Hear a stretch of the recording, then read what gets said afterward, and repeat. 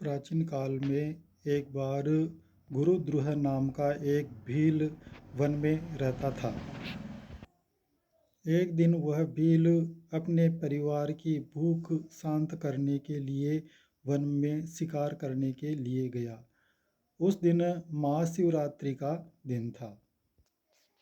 शिकार की तलाश में वह भील सुबह से शाम तक वन में भटकता रहा।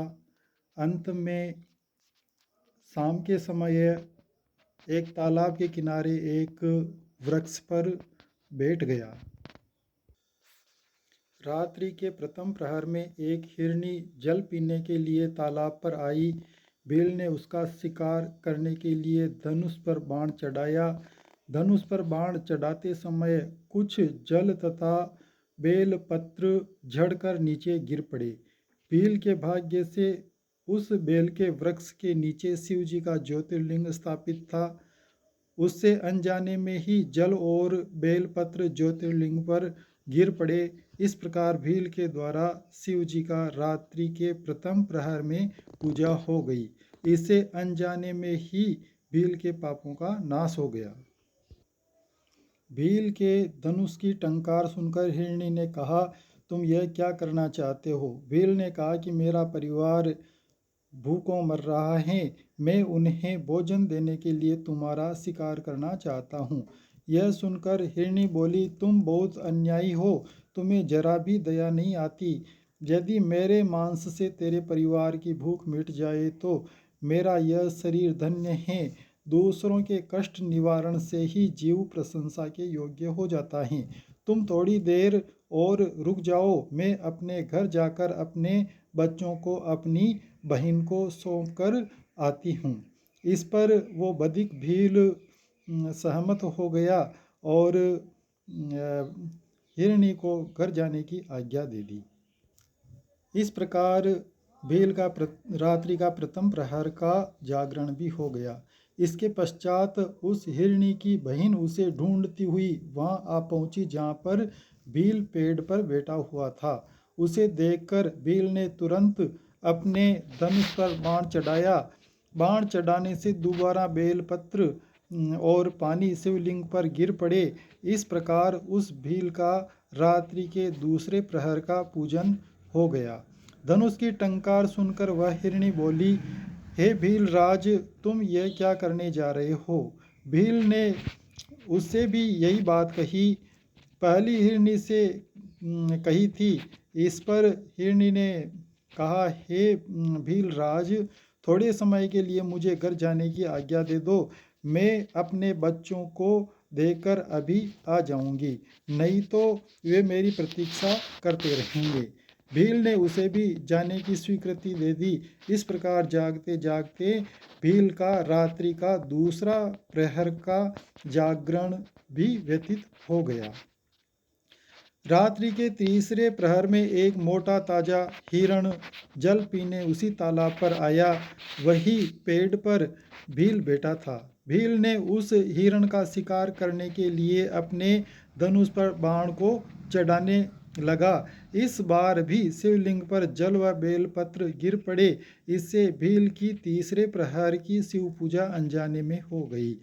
हिरण ने उसके चढ़े हुए बाण को देखकर पूछा, यह आप क्या करने जा रहे हो?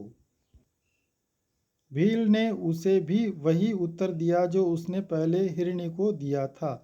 इस पर हिरण ने बड़ी अनुनय विनय करके कहा, हे भील राज, मैं अपने बच्चों तथा पत्नियों को समझा बुझाकर अभी आता हूँ। मैं शपथ पूर्वक कहता हूँ कि मैं लौटकर तुम्हारे पास अवश्य आऊँगा। भील ने उसे भी जाने दिया। इस प्रकार जागरण करते हुए भील का रात्रि का तीसरा प्रहर व्यतीत हो गया।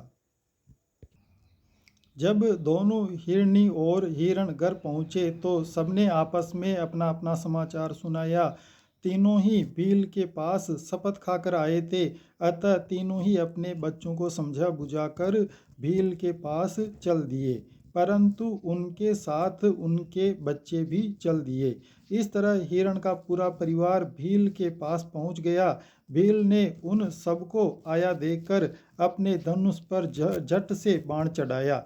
इससे कुछ जल और बेलपत्र झड़कर पुनः नीचे शिवलिंग पर गिर गए। इससे भील के मन में ज्ञान पैदा हुआ, यह रात्रि के चौथे प्रहर का पूजन था। मृग परिवार ने भील से कहा, हम आपकी अपनी प्रतिज्ञा के अनुसार आपके पास आ गए हैं। आप हमारा वध कर सकते हैं, जिससे हमारा शरीर सफल हो जाए। अब शिव जी की प्रेरणा से भील सोचने लगा कि मुझसे अच्छे तो ये अज्ञानी पशु हैं, जो परोपकार परायण होकर अपना शरीर मुझे भेंट कर रहे हैं। एक मैं हूँ जो मानव शरीर पाकर भी हत्यारा बना हुआ हूँ। इस प्रकार सोचकर वह भील बोला, हे मृगियों, आप लोग धन्य हैं, मैं आपका वध नहीं कर सकता, तुम निर्भय होकर घर लौट जाओ। तभी वहाँ भगवान शंकर प्रकट हो गए। भील शिव जी के चरणों में गिरकर उनकी भक्ति का आशीर्वाद मांगने लगा। शिव जी ने उसे श्रृंगवेरपुर की श्रेष्ठ राजधानी में भेजकर भगवान श्री राम के साथ मित्रता होने का आशीर्वाद दिया। बाद में वह निषाद श्री राम जी की कृपा से मोक्ष को प्राप्त हुआ। इस प्रकार यह शिवरात्रि की महिमा का फल था। यह व्रत महान फलदायक हैं। ऋषि कहने लगे, हे सूत जी, आप कृपया हमें मुक्ति का स्वरूप समझाइए। सूत जी बोले, हे ऋषियों, महाशिवरात्रि का व्रत करने से सभी तरह के पापों का निवारण हो जाता है।